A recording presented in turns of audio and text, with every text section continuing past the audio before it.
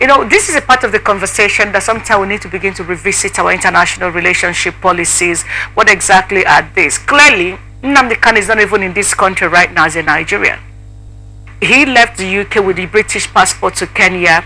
So it's between Kenyan authority. So international, legally speaking, is the Kenyan authority supposed to allow the Nigerian government to abduct Nnamdi Kanu, because that's the word his people are using right now, into Nigeria? And shouldn't the British government, if they actually respect the fact that they are citizens, not by birth, but by maybe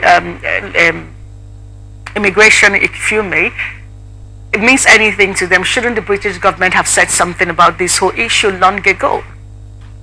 I think in that area, starting from the extrajudicial rendition of Nnamdi Kanu from Kenya, and talking about the Nigeria not being a party to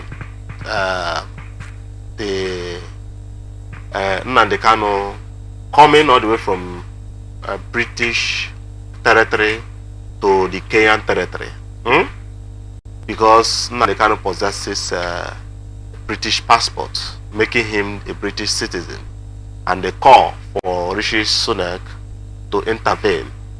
I must state, first, the Court of Appeal in Nigeria has ruled on that, and then declared the procedure in which Nnamdi Kanu was brought from the Kenyan territory as illegal. There's nothing stopping Nigeria from actually commencing extradition procedure, irrespective of whether he is having British citizen or not. That is number one.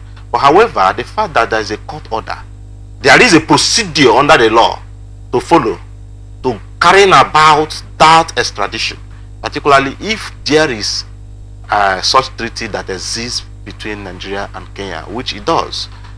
So Nigeria should have passed through the Federal High Court, getting the necessary orders and then getting the necessary approvals before going about. But they did not go through that. And that is why the Court of Appeal in Nigeria has declared that extraordinary rendition null and void.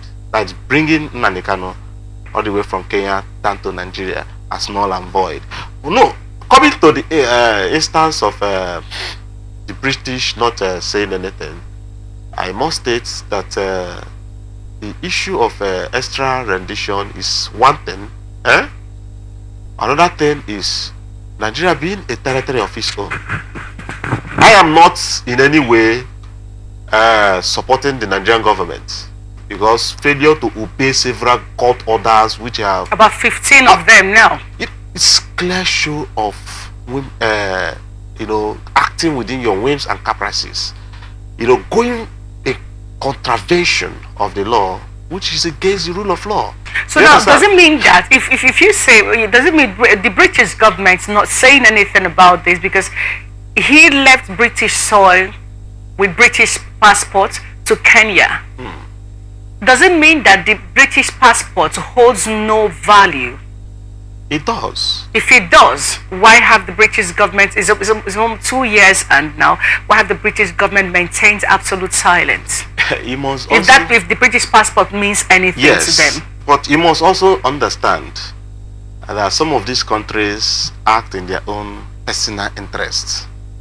What relationship they have with the country in question. Okay. All right. That is in that angle.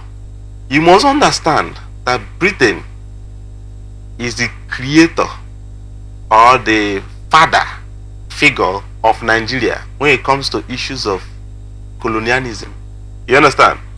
And a mother would not want, looking at the subject matter of the situation, I feel that they have decided to keep quiet because it touches on their creation, their child whom they have bettered.